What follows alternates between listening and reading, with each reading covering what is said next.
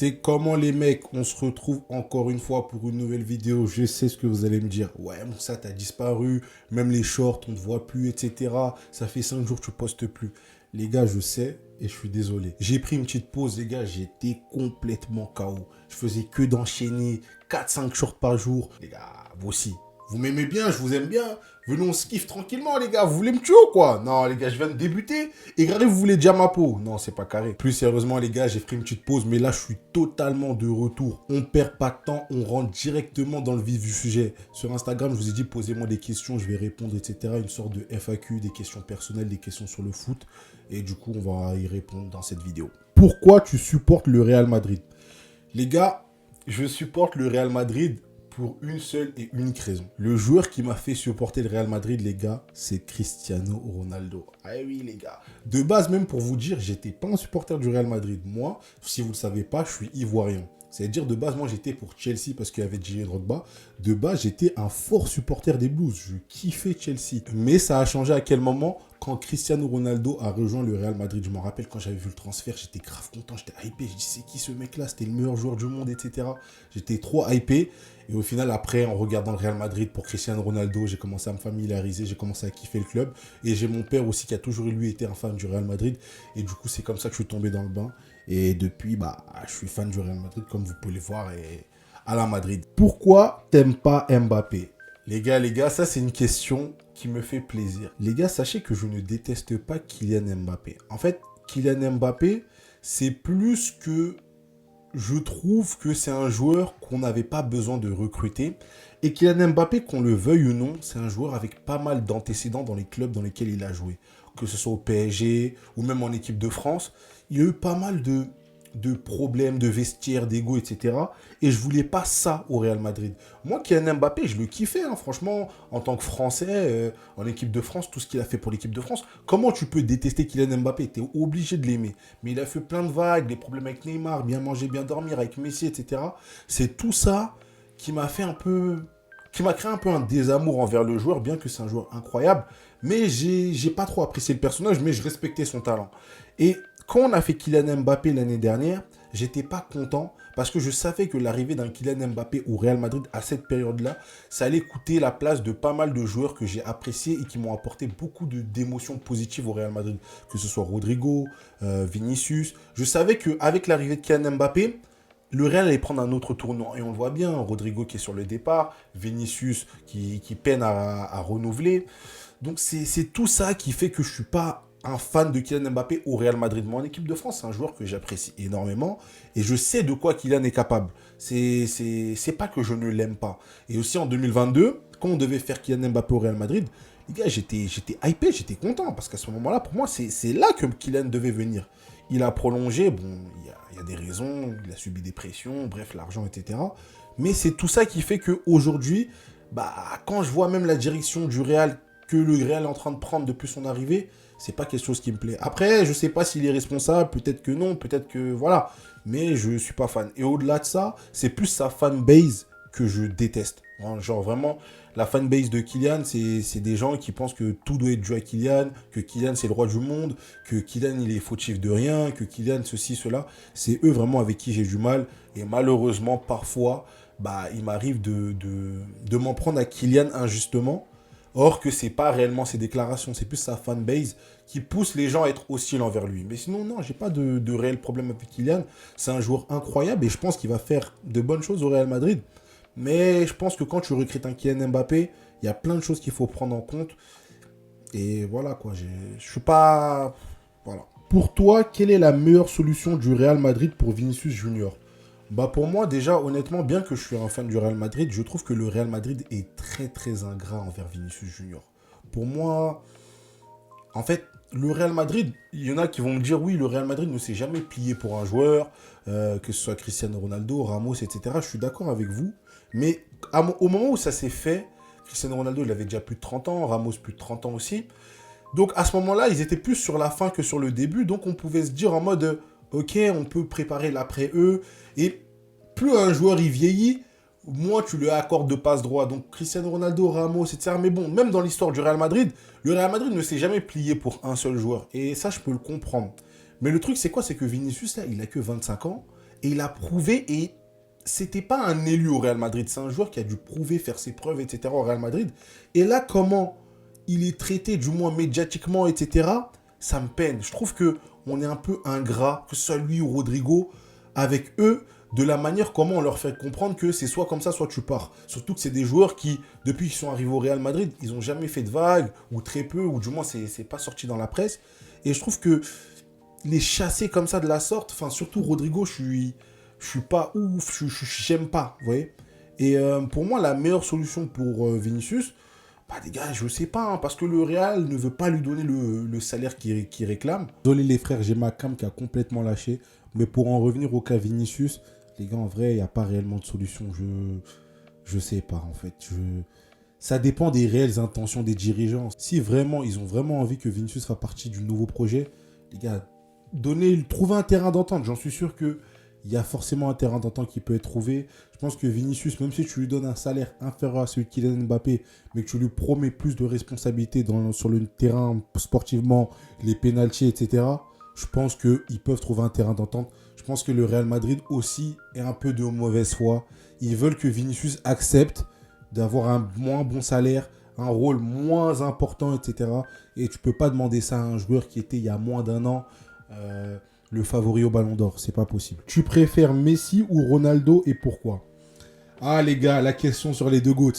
La question sur les deux GOAT. Honnêtement, moi, je suis plus fan de Cristiano Ronaldo. Logiquement, c'est celui qui m'a fait aimer le Real Madrid et qui m'a fait aimer le football. Donc, je suis fan de Cristiano Ronaldo. Mais si je devais dire qui est le meilleur, bah pour moi, quelqu'un qui me dit que Messi est meilleur que CR7, ça me choque pas. Quelqu'un qui me dit que CR7 est meilleur que Messi, ça me choque pas. Après, si je devais donner mon avis personnel, même si j'apprécie plus Ronaldo, je trouve que Messi est légèrement au-dessus. Mais ceux qui essayent de faire croire qu'il n'y a pas de comparaison entre les deux, vous êtes des fous, en fait. Pour moi, c'est deux joueurs incroyables qui sont du même niveau, hein. Pour moi, ils sont du même niveau. Mais Messi est légèrement au-dessus. Mais pour moi, ça se voit, en fait. Ça se regarde dans les yeux. Il n'y a pas de départ en mode Messi part pas avec Cristiano. Non, ça n'a rien à voir. Les deux, ils se valent. Et en vrai de vrai, il ne faut pas trop les comparer. Enfin, on les a fait quand ils jouaient, mais maintenant, il faut plus les admirer, plus les respecter qu'autre chose, en fait. C'est deux joueurs qu'on reverra peut-être jamais, je pense. Une rivalité telle, je pense pas qu'on reverra ça. Donc, je pense qu'il faut juste les admirer, ces deux joueurs monstrueux. Et voilà. Je préfère Cristiano Ronaldo. Mais ça me choque pas qu'on me dise que Messi est meilleur. Mais vraiment de très près. Hein. C'est pas meilleur, en gros, il lui lave les fesses. Non, c'est meilleur parce que t'es peut-être plus impressionné par ce que Messi fait que par ce que Cristiano Ronaldo fait. Et l'inverse ne me choque pas. Un mec qui me dit que Cristiano Ronaldo il est meilleur, je peux l'entendre et je peux même dire oui, si t'as des arguments, pourquoi pas. Pourquoi t'as laissé le foot pour devenir créateur de contenu? C'est une très bonne question. Pourquoi j'ai laissé le foot pour devenir créateur de contenu? Déjà, je pense que c'est pas moi qui a décidé de laisser le foot pour devenir créateur de contenu, c'est plus le foot qui m'a laissé. Sachant que moi, de base, j'étais un joueur qui se reposait beaucoup sur ses qualités, qui n'aimait pas le travail, etc. Donc au final, t'as beau avoir toutes les qualités du monde, si t'es pas un mec déterminé, t'as pas la dalle, bah les gars, tu vas nulle part. Et je pense qu'arrivé à un certain âge, quand j'avais 22 ans, 21 ans, 22 ans, je me suis rendu compte que c'était KO. Parce qu'à cet âge-là, pour réussir dans le foot, il faut une dalle que j'avais pas. J'ai jamais eu la dalle, j'ai jamais été un mec qui se la donne, etc. Et du coup, bah, j'ai décidé d'arrêter. Mais je voulais faire quelque chose quand même qui a un lien avec le football. Donc je me suis dit pourquoi pas faire des vidéos autour du football. Et ça a bien pris et voilà, c'est pour ça que je suis devant vous aujourd'hui. Mais ça n'a pas été un choix d'arrêter le football. C'est plus une décision qui m'a été imposée dans le sens où j'ai pris en compte mes qualités et mes défauts. Et je me suis vite fait une raison de me dire que l'exigence du football professionnel, la rigueur que ça demande, bah, je ne l'ai pas en moi. Après, vous allez me dire, oui, ça se travaille. Mais bon, c'est mon choix et je ne le regrette pas aujourd'hui. Je pense que je suis heureux dans ce que je fais. Et voilà. Tu peux nous parler un peu plus de ton parcours footballistique? Mon parcours footballistique, comment je peux vous dire ça? Déjà, moi, sachez que je suis un mec, j'ai pas fait énormément de foot dans ma vie. J'ai pas fait énormément de foot en club, du moins. J'ai beaucoup joué au quartier. Quand j'étais jeune, je jouais à Aubervilliers. Je crois que j'ai fait U7, U8. Je crois que mais je venais pas beaucoup. En fait, comme je vous ai dit, j'étais pas un mec très sérieux. C'est-à-dire que du foot en club, en jeune, j'ai fait peut-être une demi-saison en U7 à Aubervilliers. Et après, je venais plus. Après, j'ai plus fait de foot en club jusqu'à mes 15 ans. Mes 15 ans, je jouais pas en club. Je jouais au quartier avec mes potes, etc. Mais pas de foot en club. À 15 ans, j'ai rejoint un Tremblay Football Club en U15 DHR. Mais pareil, j'étais pas sérieux. Je venais une fois sur deux, etc.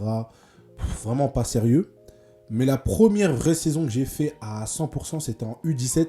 U17 DHR à Tremblay. Là-bas, j'ai fait une saison complète. Et on était même monté, etc. J'avais fait une grosse saison. On avait un groupe de fous malades. Et c'était ça ma réelle première saison dans le football. Ensuite, suite à cette saison-là, on m'avait dit que... Enfin, il y a plein de gens qui m'ont conseillé de viser plus haut. Et le club qui était le plus proche de chez moi, parce que je suis de Sevran, pour jouer au plus haut niveau, c'était Drancy. Donc, je suis allé faire les essais à Drancy, qui est en U17 NAS. J'ai fait les essais, j'ai été pris. Donc, j'ai fait une saison en U17 NAS, ça s'est bien passé, etc. Mais comme je vous l'ai dit, j'ai toujours été rattrapé par mon attitude. C'est-à-dire que le fait de ne pas bosser, de ne pas vouloir se dépasser, etc., bah, ça te met un plafond de verre. J'étais un très, très bon joueur et je pense que j'aurais pu percer dans le football, franchement, sans me surcoter ou quoi. Mais je pense que j'avais pas la mentalité. J'avais les jambes, mais pas la tête.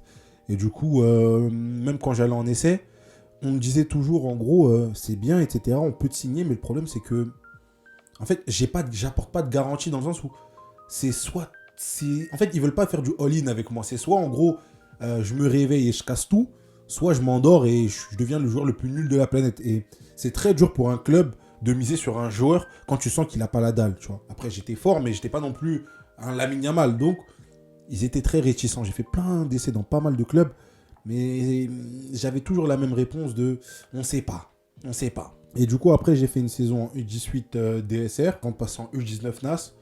Et pareil, hein, les gars, des essais par-ci, par-là, mais pas de conclusion par rapport à mon attitude.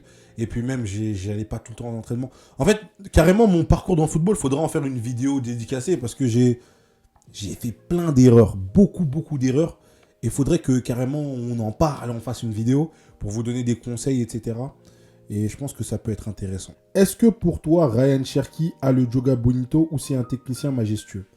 Ryan Cherki, pour moi, Ryan Cherki, en vrai, il a une sorte de Joga Bonito, mais malheureusement, en fait, je le vois plus comme un technicien majestueux qu'un joueur Joga Bonito. Mais en fait, il peut être un hybride. En fait, Ryan Cherki, il a le Joga Bonito, mais c'est plus un technicien majestueux. Je sais pas comment vous expliquer. En fait, c'est un hybride. C'est un hybride. C'est pas non plus le technicien majestueux par excellence, mais c'est pas non plus un joueur Joga Bonito. C'est un peu un hybride qui, en gros, c'est un peu une nouvelle version des deux quoi. C'est un joueur très intéressant à regarder. J'aime beaucoup Ryan Cherki. Mais ouais, franchement, très bonne question. Pour moi, c'est un mélange des deux. Un mélange des deux. Un joueur qui peut faire du Joga Bonito. Un joueur qui a les qualités pour être un technicien majestueux, mais qui n'excelle... Bah, si, quand même. En fait, si, il excelle quand même dans beaucoup de choses. Ouais, non, Ryan Cherki, c'est une très bonne question. Je vais essayer de me retaper des vidéos de Ryan Cherki. Et carrément, j'en ferai un short parce que c'est une question qui m'intéresse beaucoup. Ouais, Ryan Cherki, c'est... Mais en tout cas, c'est un monstre, techniquement. Techniquement, c'est un monstre. Et si là, je devrais donner une réponse, je dirais que c'est un hybride. Parmi tous les miracles qui se sont produits cette saison, quel est ton préféré? Cette saison, il n'y a pas grand miracle qui s'est produit. Mais si je devais en choisir un, ce serait le triplé de Vinicius en début de saison contre Dortmund, où on perd 2-0, je crois, et on se dit, putain, c'est chaud. Et on revient, on réussit à gagner le match 5-2. C'était une folie, j'étais tellement heureux de ce match-là. Pour moi, c'était vraiment le match où je me suis dit, putain, c'est le Real Madrid, ça change pas. Donc c'est vraiment le miracle si je devais en retirer. Si je devais en élire un, ce serait vraiment ce match-là qui m'a vraiment fait plaisir cette saison. Mais sinon, après, la saison qu'on a faite, elle n'était pas ouf. Donc, il n'y a pas grand-chose à en tirer. Pourquoi tu ne fites pas avec l'immigré parisien? Les gars, l'immigré parisien, franchement, c'est un très gros youtubeur. Un youtubeur que je suis depuis très longtemps. Qui fait des reviews de matchs, des analyses incroyables. Franchement, c'est un très gros youtubeur. Lui et Riles, pour moi, c'est les patrons du football react sur YouTube. Et ouais, on est en contact sur Instagram. Après, les feats, ça se fait pas comme ça. Vous savez, c'est un gros youtubeur, il a pas mal de choses à faire, il a un planning assez chargé. Si un jour il a l'occasion, pourquoi pas. mais je me vois pas là tout de suite aller lui proposer un feat ou quoi. J'ai quand même envie de grandir un peu tout seul, de faire mon petit trou. Et après, pourquoi pas lui proposer une collaboration qui peut être intéressante pour lui. Parce qu'actuellement, j'ai rien à lui apporter. C'est plus lui qui aura à m'apporter. Et je veux pas imposer ça ou demander ou vous voyez, avoir cette allure un peu de rapace en mode ouais, s'il te plaît, donne-moi un peu de force. Non, Jack, il me suit, on discute, il me donne des conseils. Ça fait plaisir. Donc voilà, j'espère déjà faire mon petit trou de mon côté. Et après, pourquoi pas, vous savez, quand tu fais du bon travail, les opportunités viennent d'elles-mêmes, que ce soit l'immigré parisien, Riles ou n'importe qui, plein d'autres euh, qui peuvent faire du très bon contenu sur le football. Il y a aussi Abdé. Abdé, un TikToker aussi qui est sur YouTube, lui aussi qui fait du très bon contenu. Abdé, vu qu'on vient de commencer un peu en même temps, on pourrait vous faire du contenu ensemble, ce serait pas mal. J'aime beaucoup ce qu'il fait, c'est un créateur que j'apprécie beaucoup. Donc voilà, donc ouais, il peut y avoir des feats, mais les gros, doucement, on verra avec le temps, et voilà. Mais sinon, je suis très ouvert à ça. Vous inquiétez pas, les gars. On va vous envoyer du contenu de qualité. Sur ça, n'ayez aucune crainte. Merci pour tes vidéos giga drôles, objectifs et toujours dans le respect. Continue. Merci beaucoup, franchement. J'aime beaucoup vos messages parce que vous savez pas, vous vous rendez pas compte de la force que vous donnez. Et sans vous, il n'y a rien en fait. Et je suis content des gens qui réussissent à comprendre derrière les vidéos. Vous savez, même quand on critique un joueur, c'est toujours sportivement. C'est jamais dans la moquerie ou dans la méchanceté. C'est toujours sportif, dans l'amusement. Vraiment, il n'y a aucune mauvaise intention derrière chacune de mes vidéos. C'est vraiment du chill, vous voyez ce que je veux dire? Et franchement, ça me fait plaisir ce genre de message. Et voilà, j'ai carrément, je sais pas, j'ai envie de faire un concours, de vous remercier, de vous offrir des cadeaux, etc. Parce que vraiment, vous vous rendez pas compte de la force que vous avez. Et c'est incroyable. Franchement, merci, mille fois merci. Sur ces belles paroles, on va clôturer la vidéo. Je sais que vous m'avez posé plein d'autres questions, etc. un peu plus personnelles. Vous inquiétez pas, il y aura une partie 2. Ouais, je peux pas tout vous donner maintenant. Là, aujourd'hui, c'était tranquille, un peu chill. J'aime bien ce format de vidéo, j'aime bien faire ce genre de vidéo. Donc, vous inquiétez pas. On va refaire des FAQ avec des questions un peu plus personnelles, un peu plus centrées, etc. Ne vous inquiétez pas, il n'y a pas de souci. Mais voilà, c'était vraiment une première vidéo pour mettre les pieds dans le plat. Et j'ai beaucoup aimé faire ça, donc voilà. N'hésitez pas à vous abonner, n'hésitez pas à activer la cloche. Ça me ferait énormément plaisir. Merci encore si vous êtes resté jusqu'au bout de la vidéo. Et vous inquiétez pas les gars, les vidéos arrivent en bas. Là, c'est bon, je suis reparti, je suis au taquet. Donc vous allez être bien servis. En tout cas, merci à vous. Et on se retrouve très bientôt pour une nouvelle vidéo. Ciao les mecs.